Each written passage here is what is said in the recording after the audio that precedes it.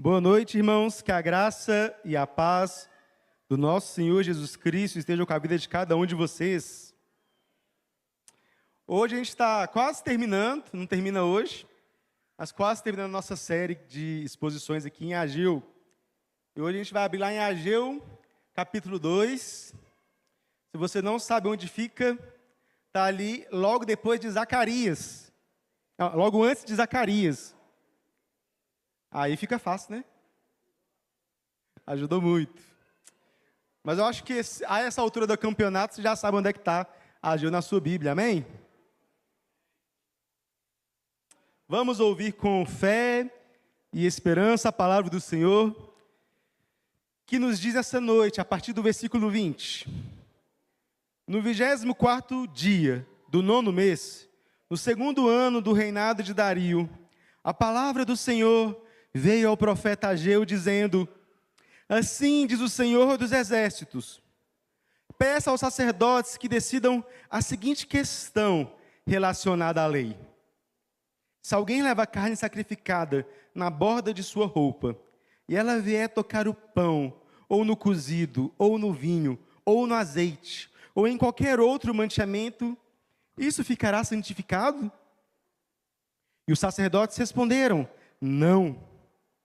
Então Ageu perguntou: se alguém que se tornou impuro pelo contato com um cadáver tocar em qualquer uma dessas coisas, ficará ela impura? E eles responderam: sim, ficará impura. Então Ageu continuou: assim é este povo, e assim é essa nação diante de mim, diz o Senhor. Assim é toda a obra de suas mãos, e o que lhe oferecem, tudo é impuro. Agora considerem tudo o que aconteceu desde aquele dia, antes de vocês terem começado a colocar pedra sobre pedra no templo.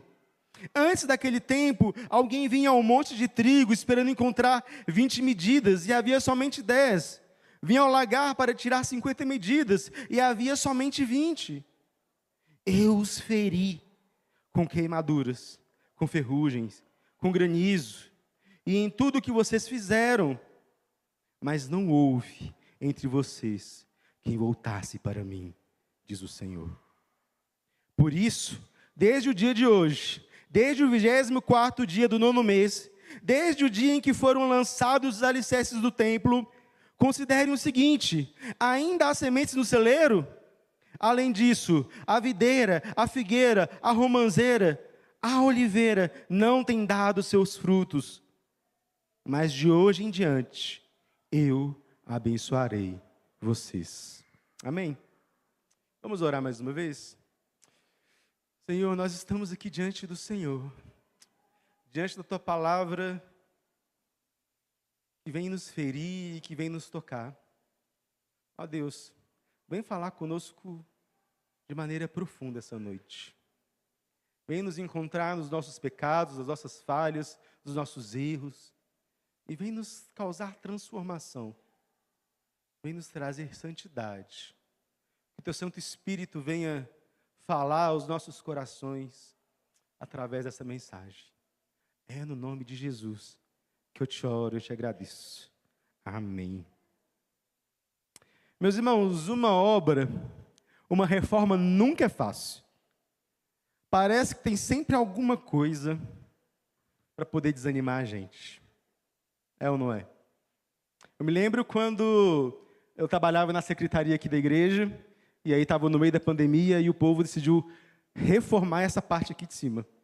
E aí colocaram gesso, colocaram tudo, e eu lembro que foi uma bagunça tão grande.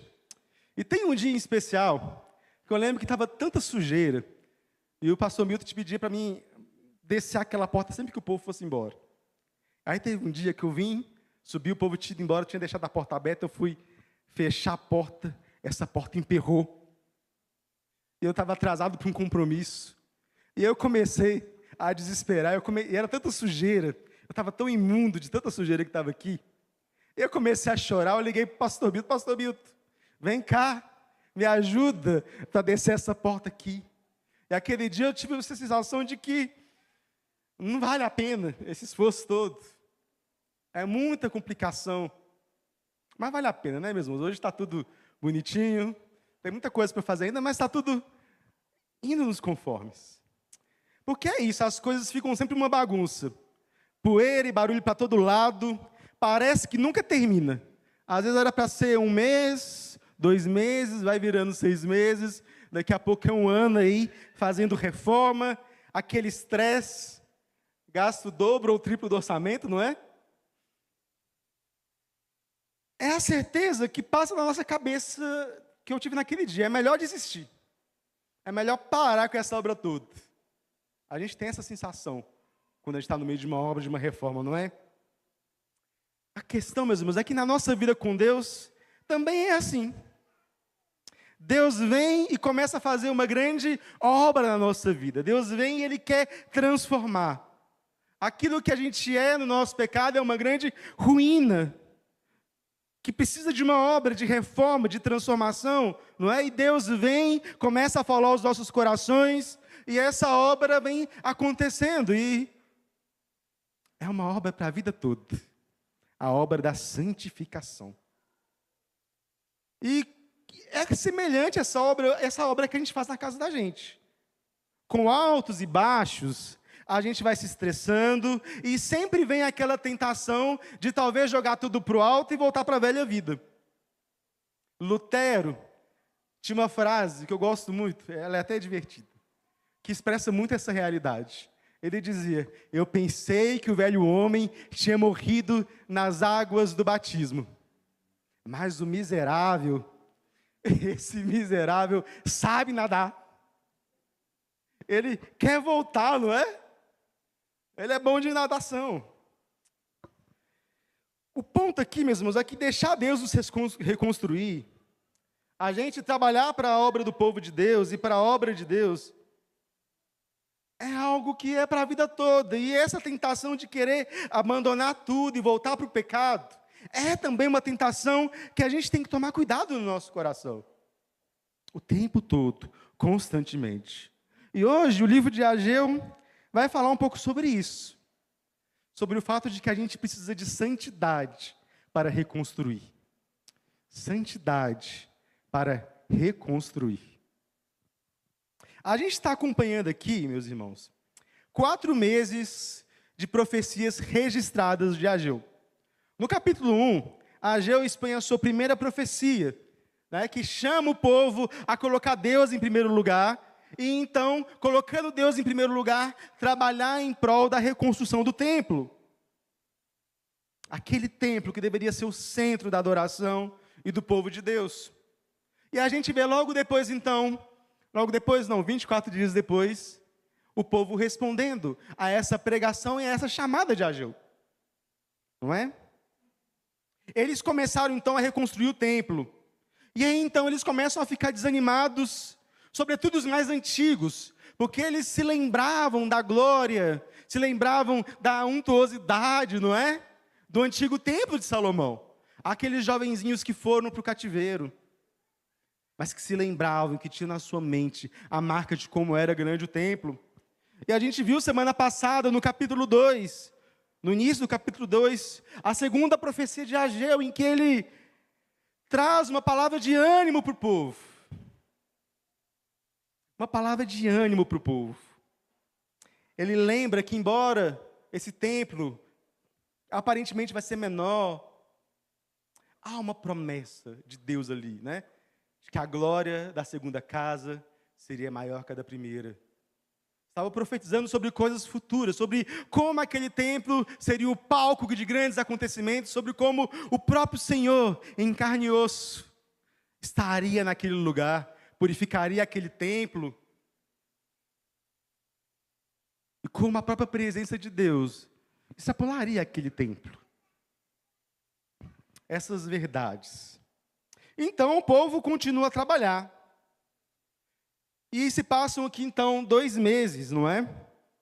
E outra pitada de desânimo começa a ser colocada no coração do povo. As promessas para o futuro eram grandiosas. Aquilo que Deus estava dizendo era grande demais. Mas era para o futuro, não é? A glória da segunda casa será maior que a da primeira. Mas no momento presente, eles ainda estavam colhendo os frutos do seu pecado. Se você se lembrar bem, no capítulo 1, Deus estava disciplinando o povo, porque o povo não tinha colocado Deus em primeiro lugar e havia abandonado durante 15 anos essa construção do templo. E Deus então havia retido as chuvas, Deus havia atrapalhado as colheitas, para que não tivesse mais mantimento na casa das pessoas. Deus estava colocando o povo sob juízo. Essa segunda profecia, meus irmãos, essa terceira profecia aqui de Ageu, que acontece no 24º dia do 9º mês, isso é o começo do inverno.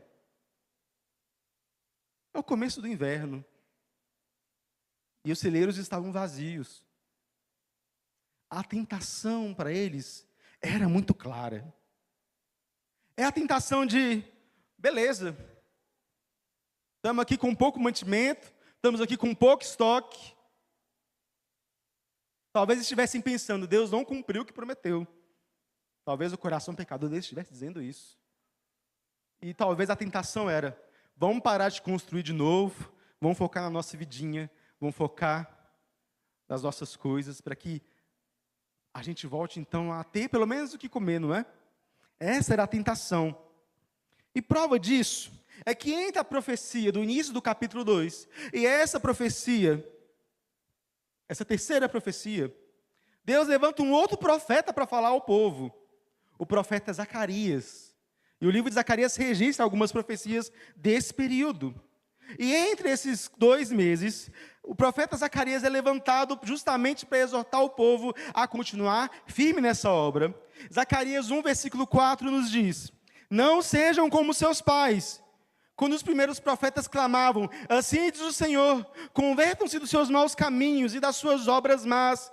Eles não ouviram e nem me deram atenção, diz o Senhor.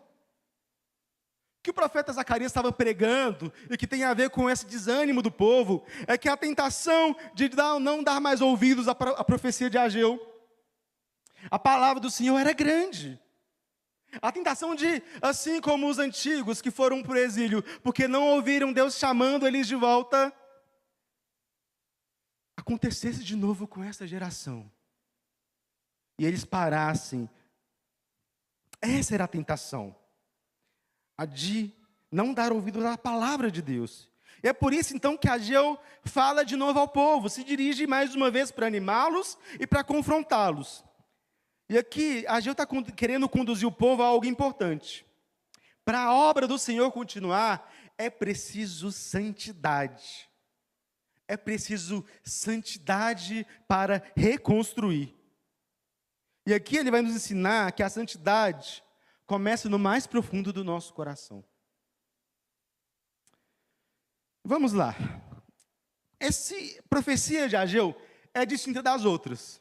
Aqui, ela começa com uma espécie de consulta, em que Ageu se levanta e dirige primeiramente aos sacerdotes, com algumas perguntas. É como se ele estivesse querendo contar, a partir dessas experiências com a lei, uma espécie de parábola sobre a condição do povo. E aqui eu vou precisar voltar um pouquinho lá em Levítico para a gente tentar entender o que é essa questão de pureza ritual e o que são essas questões que ele está querendo perguntar aqui para os sacerdotes. O livro de Levítico tem muitas leis que distinguem aquelas coisas que são puras das coisas que são impuras. Era aqui a ideia de uma espécie de pureza ritual. A ideia que a lei de Levítico quer passar com todos esses procedimentos, todos esses detalhes minuciosos, era a seguinte: Deus é santo. Deus é santo, completamente, totalmente santo e separado. E Ele não pode ser adorado de qualquer maneira. Nenhum objeto pode entrar em sua presença de maneira impura. Ninguém pode adorá-lo de maneira impura. Assim, então, há uma separação que Deus faz entre objetos que são considerados puros e objetos que são considerados impuros para entrar na presença do Senhor. Pessoas que estão em condição de pureza e pessoas que estão em condição de impureza para entrar na presença do Senhor. Essa é a ideia que Levítico quer inspirar na gente. E nesse contexto de Levítico, o pecado é apenas um tipo de impureza. é apenas um tipo de impureza. Essa pureza era cerimonial, e ela acontecia de modo ritual. Os objetos que eram usados no templo, que eram usados no tabernáculo, que eram usados para o culto ao Senhor, todos eles deviam se manter puros e não podiam entrar em contato com coisas impuras. A morte, por exemplo, é uma impureza, e ter contato com a morte tornava o objeto ou a pessoa cerimonialmente impuro. Outro tipo de impureza, derramar de sangue, a gente se machucar, a gente sangrar. Pessoas que se machucavam e que estavam saindo sangue, porque o sangue é o princípio da vida, não é? E você estar sangrando, então significa que a vida está saindo de você, e por isso você está impuro. Por exemplo, as mulheres, quando elas estavam no estado de menstruação, elas também não podiam ficar naquele estado. Tinham vários rituais e procedimentos para alguém que ficava impuro, para poder voltar a entrar no templo, para poder voltar a estar na presença do Senhor. Rituais minuciosos de lavagem e de purificação. Então, é isso que é colocado diante de nós aqui. Esse conceito de pureza ritual. E assim, pessoas e objetos que estavam ritualmente impuros, para participar das coisas sagradas, deveriam ser, antes de tudo, purificados. É nesse contexto, então, que Ageu faz duas perguntas aos sacerdotes. A primeira pergunta é: se alguém levar carne santificada na borda de sua roupa, e ele vier a tocar o pão, ou o cozido, ou o vinho, ou no azeite, ou em qualquer outro mantimento, isso ficará santificado? E os sacerdotes responderam: não. A ideia é a seguinte: um animal puro que é colocado diante de Deus para ser sacrificado. Lembram lá dos sacrifícios? Eu pequei, então tenho que levar um sacrifício ao Senhor. Aquele sacrifício, aquela carne que é colocada para ser sacrificada, é santa. E os sacerdotes tinham o direito de ficar com parte daquela carne. E eles levavam aquela carne, então, nas bordas de sua veste. E aqui o sentido é o seguinte: se as vestes dos sacerdotes estavam tocando coisas santas, aquilo que as vestes dos sacerdotes tocassem, seriam também santificadas ou purificadas? E a resposta é não. É simples, não é? E há aqui um primeiro princípio, que é o de que santidade não pode ser transmitido, nem de um objeto para outro, nem de uma pessoa para outra. Vamos explorar isso mais daqui a pouco. Então, Ageu faz outra pergunta. Se alguém se tornou impuro pelo contato com um cadáver e tocar qualquer uma dessas coisas, ficará ela impura? E os sacerdotes responderam: sim, ficará impura. O contato com um cadáver, com alguém morto, ocasionava grande impureza, porque se Deus é o Deus santo, que é o Deus da vida, então a morte era a coisa mais impura que tinha, não é? Então, se alguém tocasse, essa purificação só podia acontecer depois de 7 dias, depois de um banho ritual. Qualquer pessoa que tocasse um cadáver, então, ficava cerimonialmente impura por 7 dias. Mas não só isso. Todo mundo, toda pessoa, todo objeto que essa pessoa tocasse, também ficava impura cerimonialmente. Então, a gente tem aqui dizendo que a santidade não é transferida, mas a impureza é sim transferida. Então, Ageu faz essas duas situações se tornarem uma espécie de parábola para o povo de Deus, para o pecado do povo de Deus.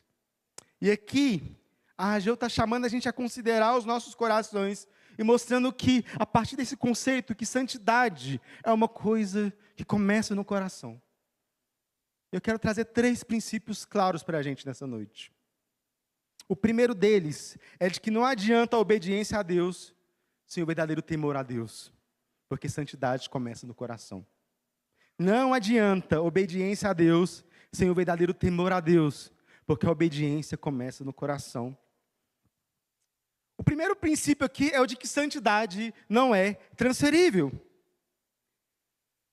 E isso é de tal modo que Ageu quer nos ensinar o seguinte: não é a obediência por si só que vai nos santificar. Veja bem, o povo estava construindo algo santo, não é? Eles foram chamados para reconstruir talvez a coisa mais santa que eles tinham conhecimento na época deles, o lugar de habitação de Deus. Eles estavam reconstruindo a casa, a morada de Deus. Mas Deus está fazendo eles considerarem qual é a motivação de fato dessa reconstrução. O contexto sugere que a obediência devia ao fato de que eles queriam que a terra voltasse a produzir. E como a terra, então, não estava produzindo, eles, então, tinham a tentação de voltar. Como se eles pensassem que, então eu vou obedecer a Deus, porque se eu obedecer a Deus, eu vou ter prosperidade, eu vou ter bênção, a terra vai voltar a produzir, não é? Pensa comigo, Ageu escreve porque o povo não está colocando Deus no centro da vida deles. E por isso eles estão sofrendo. Aí vai o povo, decide obedecer a Deus. Mas ainda assim, não colocando Deus no centro. Mas com a expectativa errada. A expectativa de serem abençoados. E aí, quando a bênção não vem, vamos parar de novo? Entende? Era essa a colocação que é colocada. E isso é muito profundo, meus irmãos, porque, perceba, a obediência, ela é sim importante para a santidade. Afinal, Deus ainda quer que o templo seja construído, não é? A obediência é importante, e Ageu não está negando isso. Mas a obediência precisa estar sendo conduzida pela motivação e pela intenção correta. É isso que Ageu quer nos ensinar. Porque não é porque o povo está construindo o templo, como Deus mandou, que agora automaticamente todo mundo é santo. Eles estão em santidade, eles estão em obediência. E eles não tinham problemas com isso. Jesus deixa claro esse princípio, quando ele discute com os fariseus, justamente sobre pureza ritual. Lá em Mateus capítulo 15, há uma longa discussão de Jesus com os fariseus, porque os discípulos de Jesus não estavam lavando a mão cerimonialmente para poder comer os alimentos. E Jesus não está aqui fazendo uma apologia a não lavar as mãos, viu, gente? Lavem as mãos antes de comer. Né? Sua saúde agradece. Mas o que Jesus está querendo dizer ali é que esses rituais são inúteis para a santidade. Jesus diz, o que contamina o homem não é o que entra na boca, mas o que sai da boca. Isso é o que contamina o homem. E depois ele acrescenta, mas o que sai da boca procede do coração. Isso contamina o homem. O que Jesus está querendo nos ensinar aqui, meus irmãos, é a verdade profunda de que santidade começa no profundo do nosso coração. Os fariseus tinham um problema de santidade. Para eles, santidade era procedimental, era simplesmente obedecer às regrinhas de maneira rígida. Existiam várias regras, vários modos de não quebrar a lei de Deus. Quem olhasse por fora, para a casca, ia dizer, esses são homens santos, são homens de oração, são homens valorosos, são homens que externamente aparentam a santidade, fazem coisas santas, não é? Mas Jesus olha para eles e diz, vocês são como sepulcros caiados. Vocês são lindos por fora, vocês são bonitos por fora, mas por dentro está podre, por dentro está morto. Porque santidade não é algo que a gente pode ser simplesmente imitado. E quantas vezes a gente não é como esses fariseus? Quantas vezes a gente não tem um conceito de santidade que é muito limitado, não é? A gente tem os grandes pecados escandalosos. E a gente não comete os grandes pecados escandalosos e está tudo ok. Eu não cometo adultério, eu não mato ninguém, eu não sou um ladrão que sai por aí assaltando banco, então está tudo ok, não é? Eu sou santo. E santidade passa a ser visto como algo simplesmente externo. Ou então, a gente acha que por a gente estar envolvido com a igreja, pura e simplesmente, isso já faz santidade. Eu sou líder. Eu sou pastor, eu sou presbítero, eu sou diácono, eu sou líder de grupos familiares, líder de ministério. Então, Isso já me dá santidade. Eu estou trabalhando na igreja, então isso por si só traz santidade para mim. Mas não. Às vezes a gente está fazendo todas essas coisas, mas a gente não olha o modo como o nosso coração, por exemplo, despreza o outro. Ou como a gente não entrega tudo para Deus. Ou então, com o nosso orgulho, como nós somos orgulhosos. Ou então nós somos fofoqueiros e difamamos os nossos irmãos pelas costas. E a gente faz todas essas coisas, e a gente tem todos esses pecados no coração, mas dizemos, eu sou santo, minha vida está ok, eu faço os procedimentos, eu venho à igreja todos os cultos, eu guardo o dia do Senhor, eu sou líder, e não tem nada errado. Os procedimentos são importantes, mas santidade vem do mais profundo do coração. Não adianta nada a gente cuidar do exterior, cuidar da nossa imagem, para que os homens vejam, olha, ali está um homem santo, ali está um homem, uma mulher de Deus, se para o lado de dentro de você, há pecado e morte. Você não se santifica automaticamente por essas coisas. Você não se santifica automaticamente pelos procedimentos. Existe um modo em que a gente pode estar sendo obediente a Deus e ao mesmo tempo profundamente desobediente. E é por isso que Jesus brigava com os fariseus o tempo todo.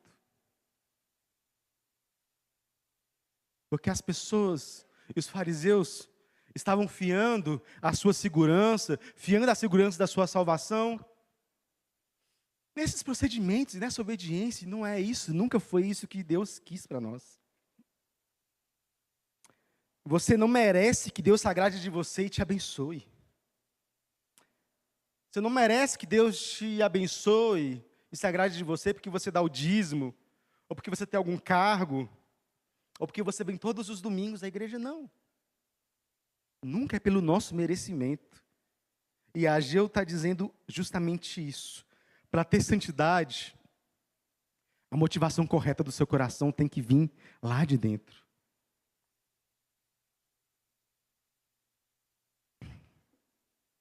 Então, o primeiro princípio é esse, de que a obediência, então, não santifica, né? Não pode ser compartilhada. Mas o segundo ponto aqui, meus irmãos, é que, por outro lado, então, o pecado, ele é contagiante. O pecado estraga as coisas. E esse é um ponto muito triste, porque Deus está mostrando que, embora a santidade não seja contagiante, o pecado é. O contexto aqui é que o povo estava com a intenção errada no coração. E embora eles estivessem motivados, estivessem construindo o templo de Deus, esse pecado no coração do povo podia, inclusive, cair por terra, fazer cair por terra esse projeto de Deus. Podia contaminar esse projeto de Deus. Então, simplesmente estarem construindo a casa de Deus não o santificavam. Então, após a consulta aos sacerdotes,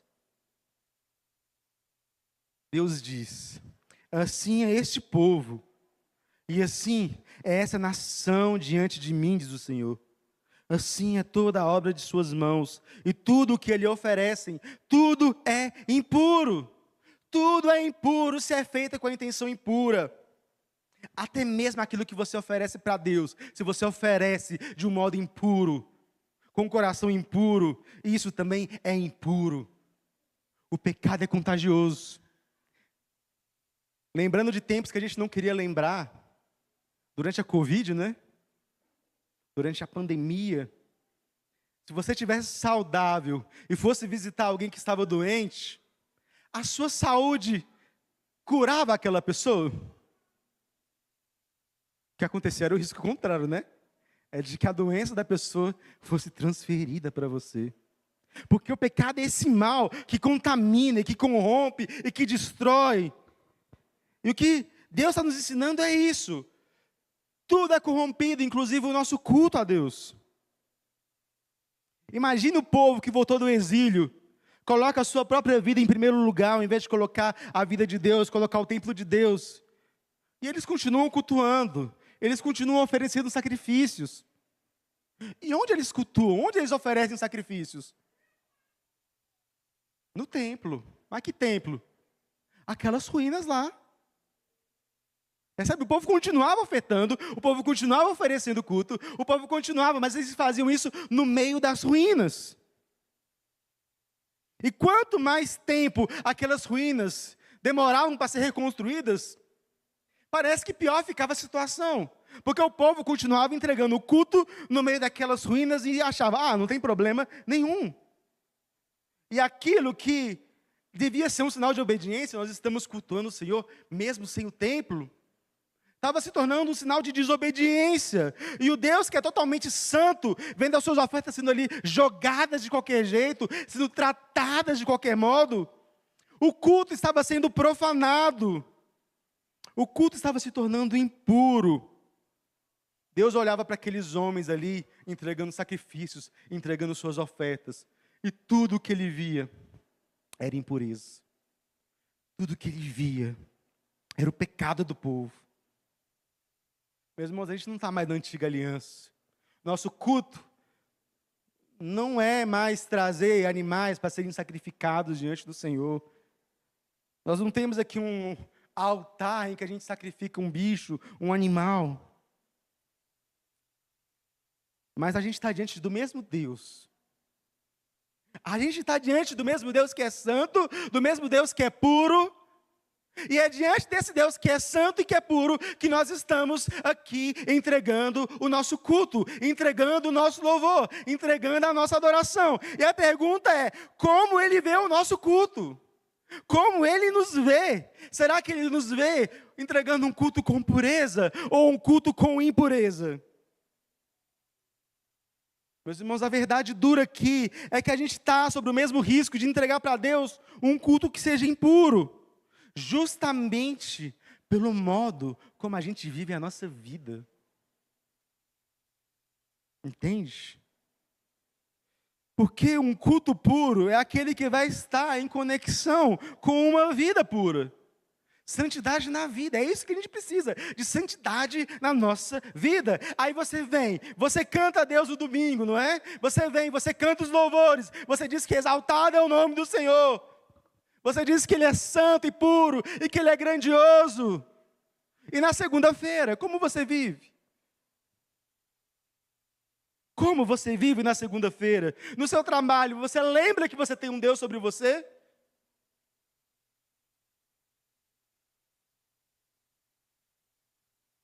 Na sua família, na sua escola, as pessoas veem você se portando como alguém que tem um Deus na sua vida?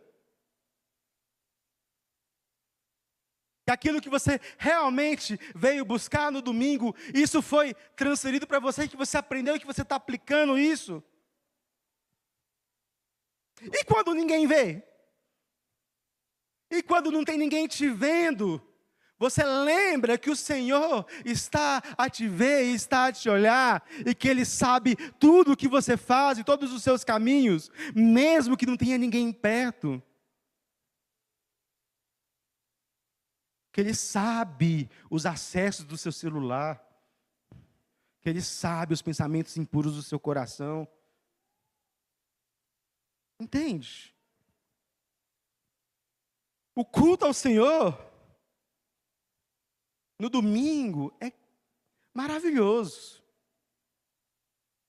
Mas se a gente não vive durante a semana um culto ao Senhor em cada dia da minha vida, se eu não faço cada momento da minha vida ser algo para poder engrandecer o nome do Senhor e viver em obediência a Ele, o que importa? Sem santidade, a gente corre o risco de se apegar do jeito errado às coisas de Deus. Como se Deus fosse uma espécie de amuleto, um tipo de cristianismo em que a gente faz as coisas mais aberrantes durante a semana, em que a gente vive a nossa vida quase como se a gente fosse ateu. Mas no domingo a gente está aqui, grande é o Senhor e digno de ser louvado.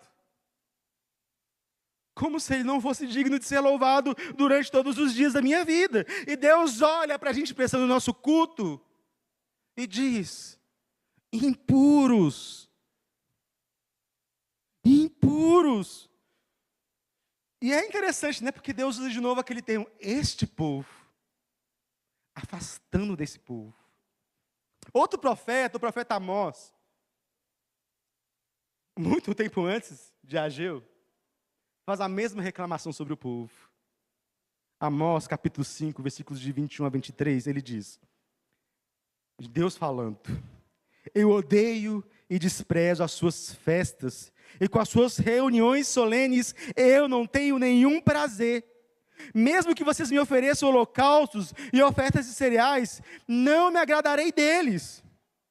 Quanto às suas ofertas pacíficas de animais gordos, nem sequer olharei para elas. Afastem de mim o barulho dos seus cânticos, porque não ouvirei a melodia de suas liras. Foi bonito o louvor hoje, né? Mas imagina Deus olhando para você e dizendo, para de cantar. Está muito bonito, mas para de cantar. O que adianta vocês virem cantar? O que adianta vocês virem falar? O que adianta vocês virem louvar o meu nome? Se na vida de vocês, essas verdades não são verdadeiras. Entende? O que Amós está querendo dizer? Que o pecado é tão corruptor que até o nosso culto a Deus ele corrompe. Se a gente não purificar a nossa intenção, o que a gente está oferecendo para Ele? Se a gente não se purificar, o que adianta? O culto a Deus, meus irmãos, não pode acontecer de qualquer modo. O seu serviço a Deus não pode acontecer de qualquer jeito. A gente precisa de santidade. Santidade para vir e prestar o nosso culto.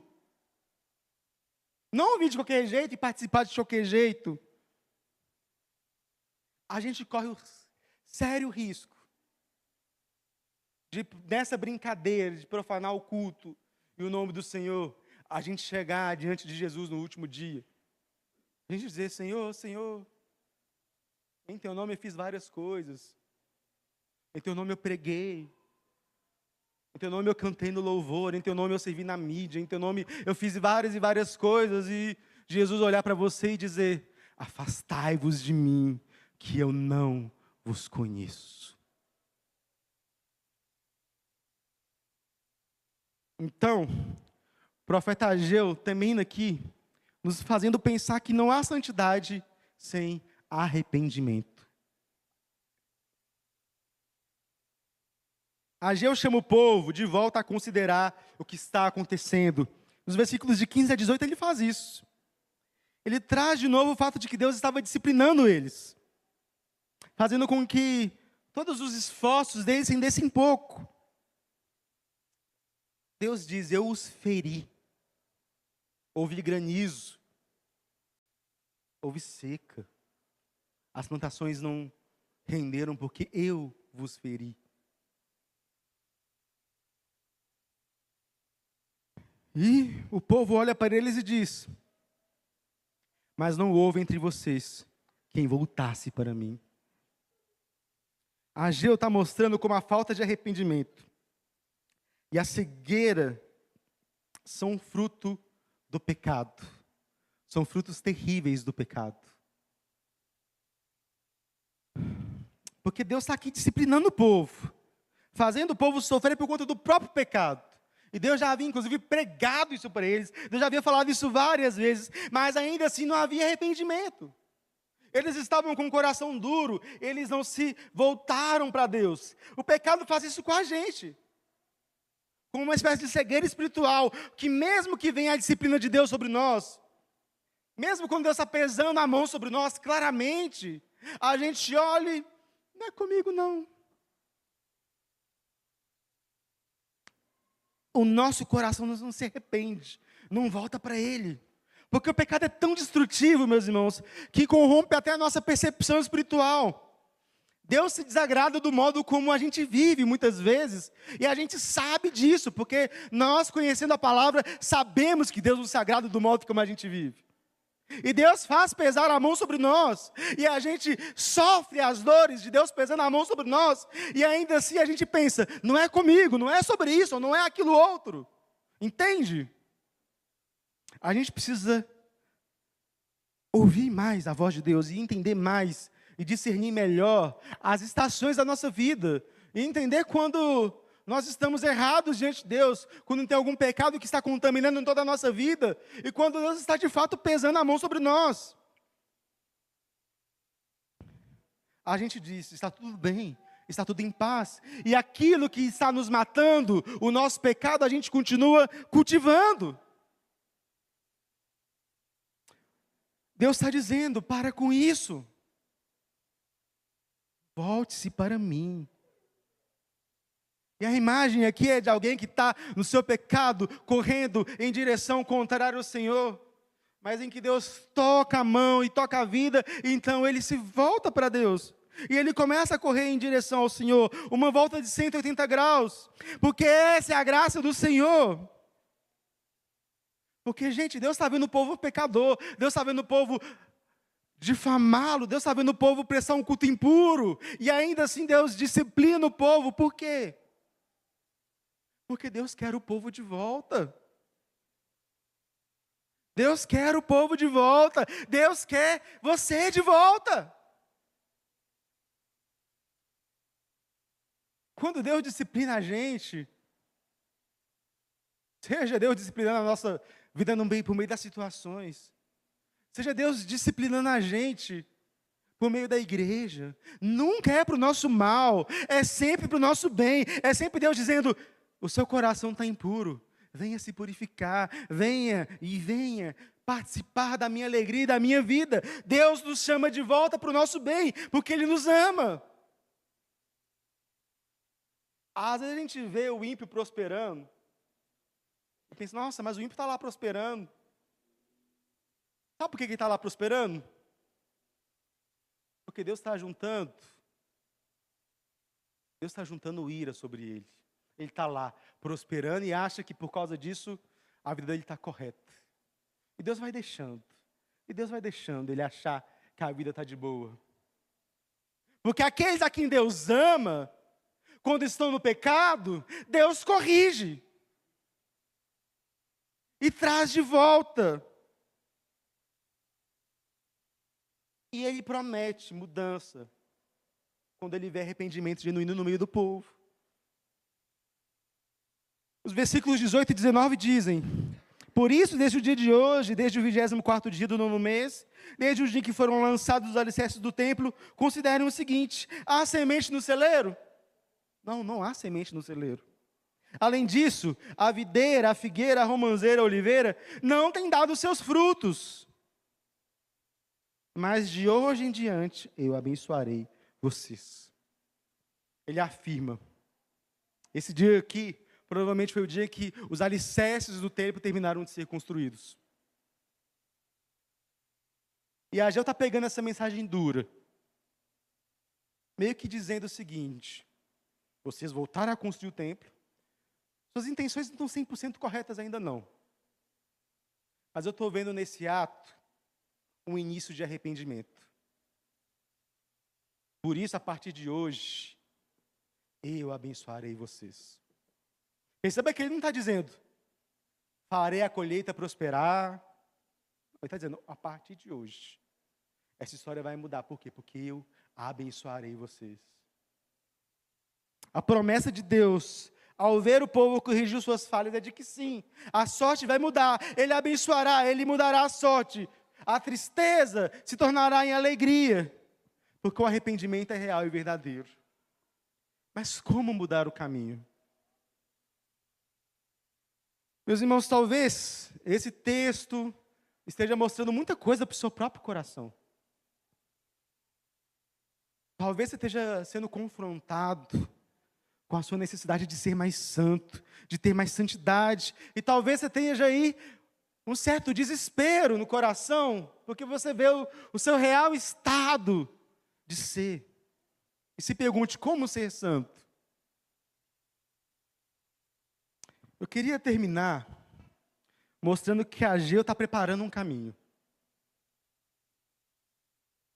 Ageu está preparando um caminho para a gente conhecer algo melhor. Já aqui no finalzinho do Antigo Testamento, ele quer que a gente olhe e coloque o nosso olhar algumas páginas adiante. Porque ele coloca uma regra nesse texto, que tem uma exceção muito interessante no Novo Testamento. Lá no livro de Marcos, capítulo 5, existe uma história que confronta o que Ageu diz. Ageu diz: a santidade não é transferível. Mas existe sim uma história em que a santidade de alguém é transferida, e isso é para a bênção. Mateus, no capítulo 5, nos conta a história de uma mulher que estava ritualmente impura. Havia 13 anos, ela estava sofrendo de um fluxo de sangue. Como eu disse, a mulher com fluxo de sangue, que é como se fosse uma menstruação que não terminasse nunca, ela estava ritualmente impura, não é? Ela não podia participar, não podia estar na presença de Deus no templo, não podia participar de nenhuma cerimônia, não podia participar de nada disso. E isso a viver tanto com Deus, quanto na própria sociedade. Afinal, quem ela tocasse também estava ritualmente impuro. Mas ela ouve sobre um homem chamado Jesus. E há algo que ela ouve faz ela pensar que Jesus é diferente, que há ali uma espécie de exceção. E no meio da multidão, passando por ela, tem um homem santo e verdadeiro chamado Jesus. E esse homem é o verdadeiro sumo sacerdote. Se a carne de um sacrifício não santificava as vestes de alguém, de um sacerdote, ali nesse texto, a carne do único e verdadeiro sacrifício de Jesus estava tocando as suas vestes, e isso santificava, e ela pensou: se eu apenas tocar as pontas de suas vestes, eu serei curada. E no ato de fé, então, ela espreme ali no meio da multidão, e ela toca as vestes de Jesus, e ela é curada. Jesus para, Jesus diz: de mim saiu virtude. Ou a gente poderia traduzir: de mim saiu santidade. Então, a santidade e a pureza de Jesus transforma a vida daquela mulher de um jeito tão maravilhoso que ela é completamente redimida. E essa exceção à regra de Ageu é a única exceção que pode fazer com que a gente viva uma vida total, completamente, verdadeiramente santa. Porque, meus irmãos, sem Jesus não há santidade. Se você não tocar as vestes de Jesus, se você não tocar Jesus pela fé, se você não crê com o seu coração de que Ele pode te limpar, de que Ele pode purificar o seu pecado, de que Ele fez o sacrifício para o seu pecado, não há cura para você. Mas se você tocar as suas vestes, se você crê de fato, esse processo de reforma começa, e Deus te purifica, e Deus te transforma. Somente assim a gente pode ter santidade. Esse é o único modo, essa santidade que não é nossa, mas que vem de Jesus para nós, e a gente abraça isso pela fé. Se a gente confiar nele, que é o nosso verdadeiro sumo sacerdote, que morreu pelos nossos pecados e que ressuscitou para a nossa nova vida. Esse mesmo Espírito Santo que ressuscitou dentre os mortos, Jesus dentre os mortos, é o Espírito que habita em você e te santifica e te faz agora começar essa reforma, e vai fazer com que todos os dias da sua vida essa luta continue. Talvez você esteja desanimado para a obra de Deus na sua vida. Talvez você esteja aqui hoje, que nem eu naquele dia lá que eu não consegui fechar o portão. Pensa, não é melhor desistir, parar com tudo isso? Talvez você esteja aqui e nem saiba que Deus tem uma obra na sua vida, mas Ele tem. E isso começa com Jesus. Isso começa com Ele nos conduzindo ao arrependimento e a uma vida santa.